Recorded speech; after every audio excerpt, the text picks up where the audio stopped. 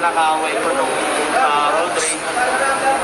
Humihingi po ako ng tawad sa nagawa ko. Dahil sa init lang po ng ulo, mainit po ulo namin pareho. Dahil po sa aking pagkakabugbog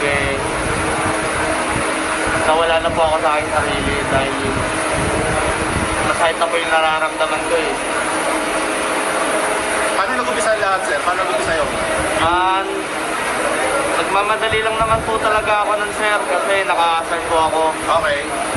Sila lang po itong nagbigay ng komosyon po na humingi na po ako sa kanila ng paunmanin, humingi po akong paunmanin.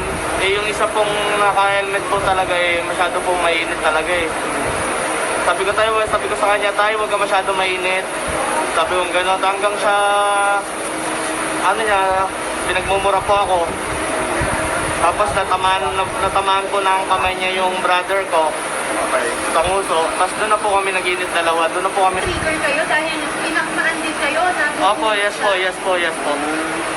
Kasi bumubunot po siya sa bag niya po eh.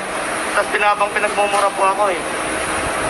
Sana nga siguro sa biktima ko rin sa kapapagod ko. Sorry po? Sa mga biktima sa mga nadamay mo. Pasensya na kayo sa mga nadamay. Talagang hindi ko na talaga, miski sino naman talaga tao lang ako. Pasensya na kayo.